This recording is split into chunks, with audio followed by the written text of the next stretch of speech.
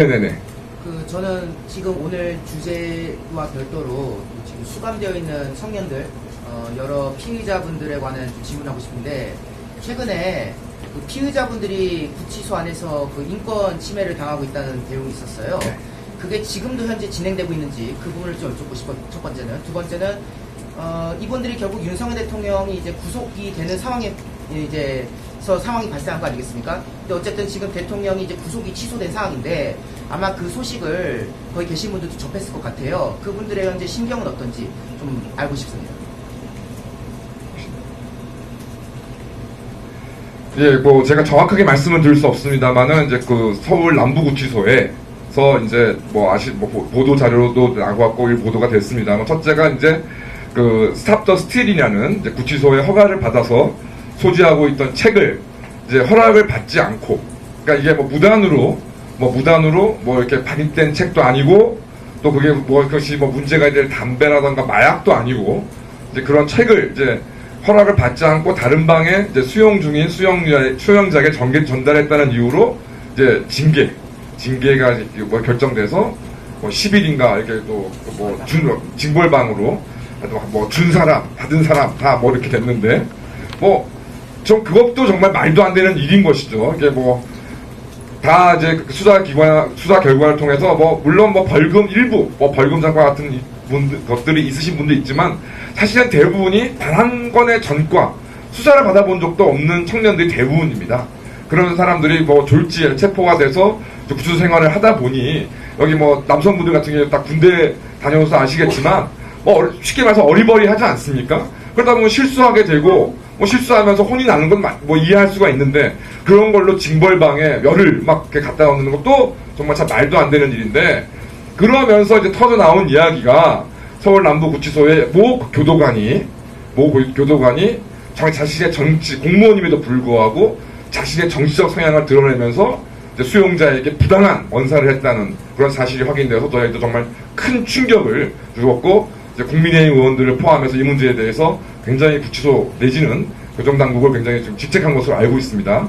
저도 이제 개인적으로 들었던 얘기는 뭐냐면, 한 수용자가 이제 여러 가지 애국 시민들께서 많은 이제 영치금을 지원을 해주시니까 어느 날은 이제 영치금에다가 쫙 이제 영수증을 갖다 주면서, 또 이제 영치금이 많이 쌓이니까 야, 너 돈 벌어 좋겠다 그러고, 그다음에 또 어느 날에는 영치금 계좌의 액수가 얼마 안 되니까 야, 너 버림받았어 이런 식으로 비아냥거리는, 그러니까 받으면 영치금 후원을 받으면 받는다고 조롱하고, 그것도 적어지면 적는다고 조롱하는 말도 안 되는 일들이 교도관에 의해서 벌어졌다는 사실을 확인하였습니다.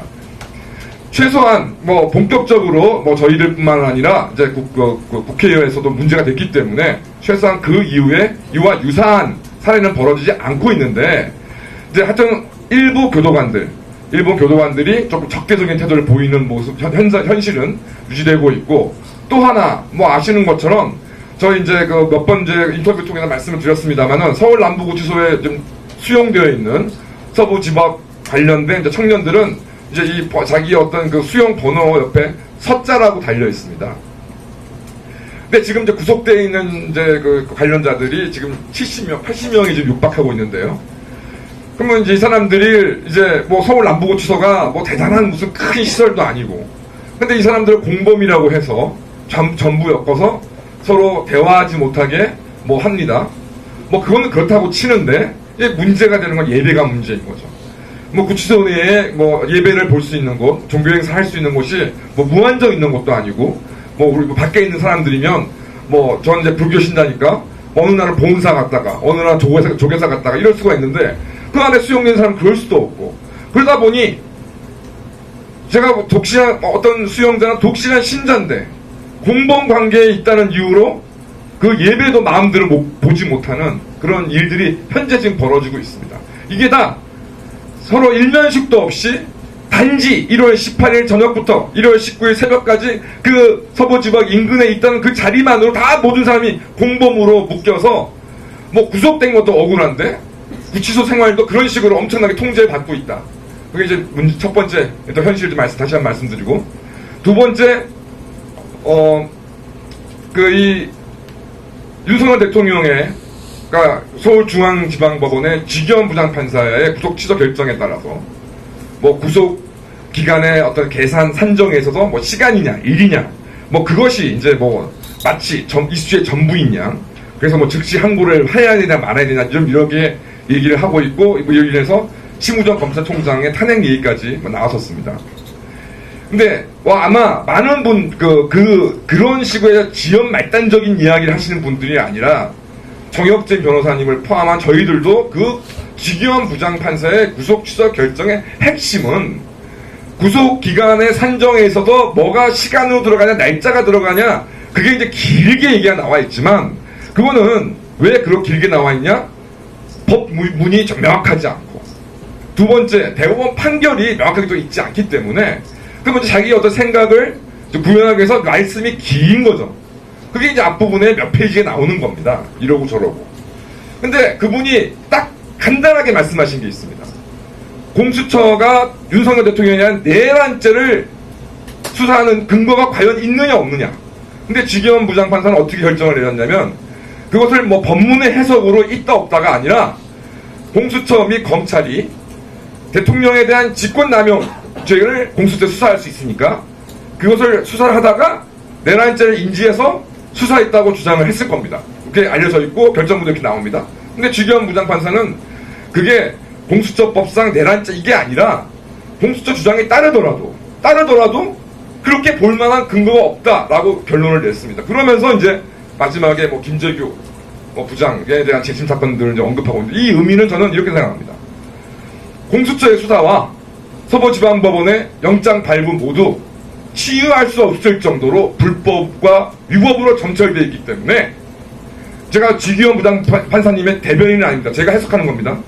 지기현 부장판사는 도대체 지금 현재 기소되어 있는 내란죄 사건에 대해서 이 불법적인 수사와 영장 발부의 불법성을 해서 나는 도저히 유죄 판결을 할 수가 없다.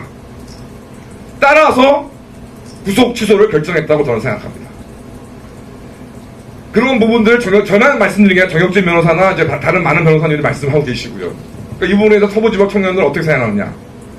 이 사태, 서부지법 사태에서 발단은 아시는 것처럼 윤석열 대통령에 대한 구속 서부지방법원의 구속영장 발부로 인한 것으로 촉발되었습니다.